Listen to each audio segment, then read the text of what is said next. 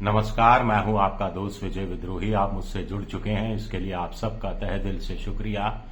अगले 8-9 मिनट आपसे जुड़े रहने की कोशिश करूंगा। तो सारा खेल 2000 करोड़ बनाम 300 लाख करोड़ का है। 2000 करोड़ रुपया खर्च करने पर अगर 2029 में फिर सरकार आती है तो ये कोई घाटे का सौदा नहीं है। सारा खेल 2029 तक खुद की सरकार को बचाए रखने का है। सारा खेल 2029 से पहले देश भर में होने वाले तमाम विधानसभा चुनाव में जीत हासिल करने का है। सारा खेल 2029 तक विपक्ष को बिल्कुल हाशिए पर डाल देने का है। सारा खेल 2029 के लोकसभा चुनाव तक राहुल गांधी को पनपने का मौका बिल्कुल भी नहीं देने का है। तो ये 2000 करोड़ का आंकड़ा मोटे तौर पर कैसे आया, ये मैं नहीं कह रहा। जिस पार्टी के सांसद जा रहे हैं या जा चुके हैं या जाने की कतार में हैं या जाने का सोच रहे हैं, उन्हीं पार्टी के नेता प्रवक्ता ये सारा आंकड़ा, ये सारा 2000 करोड़ का खेल सामने रख रहे हैं।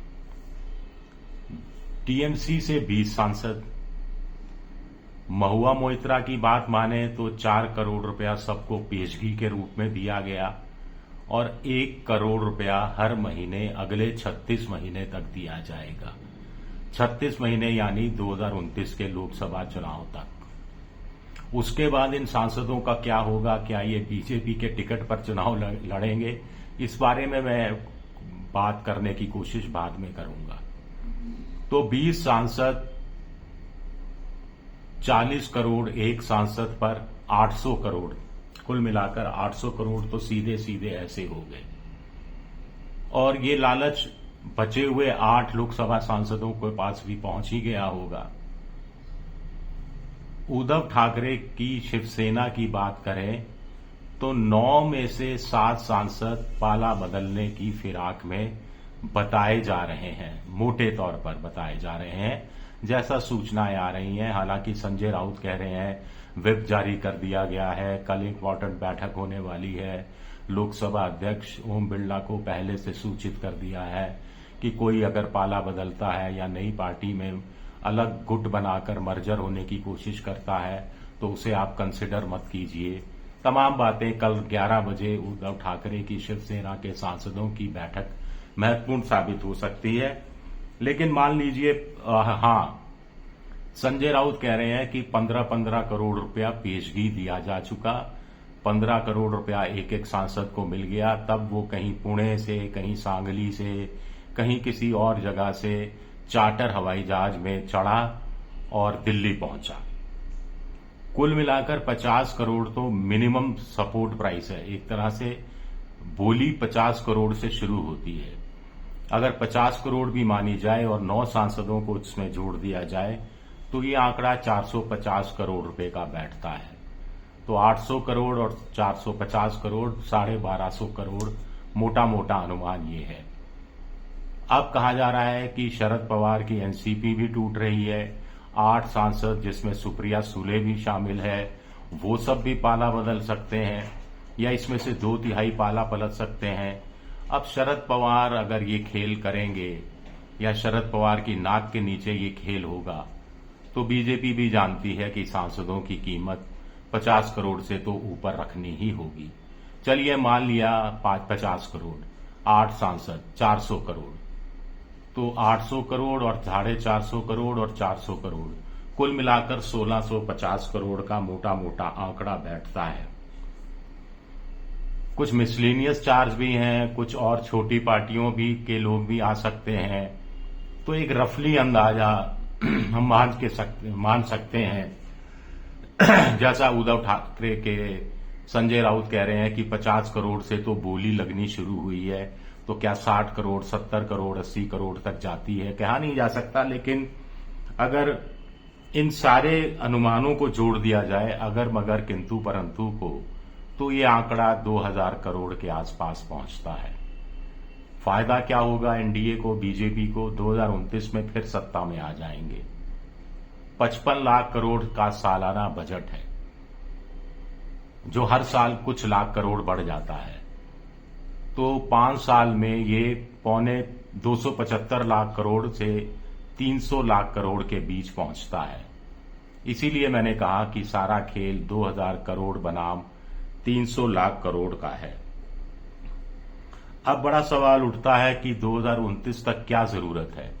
साफ तौर पर है कि टीएमसी के 20, 9 ठाकरे के, 8 शरद पवार के तो 37 सांसद होते हैं और 293 अभी हैं, तो इसमें जोड़ दिया जाए तो आंकड़ा 330 तक पहुंचता है। 2 तिहाई बहुमत के लिए लोकसभा में 362 चाहिए, तो करीब 31 सांसदों की कमी रह जाती है।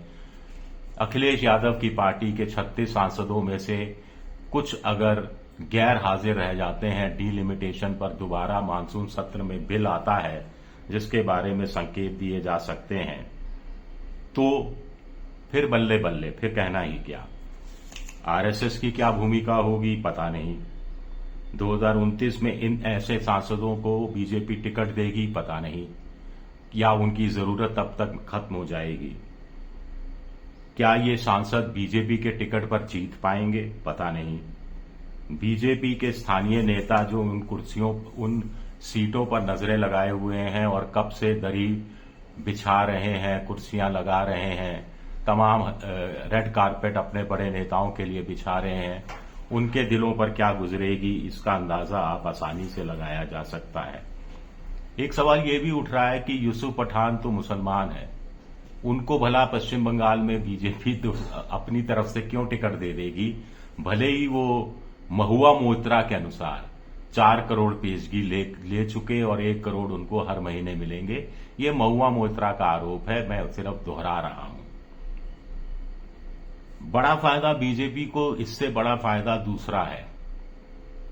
टीएमसी खत्म या कमजोर, उद्धव ठाकरे की शिवसेना खत्म या कमजोर, शरद पवार की एनसीपी खत्म या कमजोर, और इस बहाने ममता बनर्जी कमजोर, इस बहाने उद्धव ठाकरे कमजोर, इस बहाने शरद पवार कमजोर।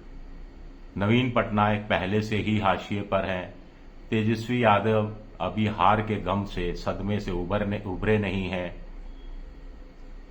केसीआर जो बीआरएस की पार्टी है तेलंगाना में, वो कविता उनकी बेटी अलग हो ही गई है। एक विंग बेटा केटीआर संभाल रहा है, दूसरा एक नई पार्टी कविता ने बना ही ली है, यानी वो कमजोर।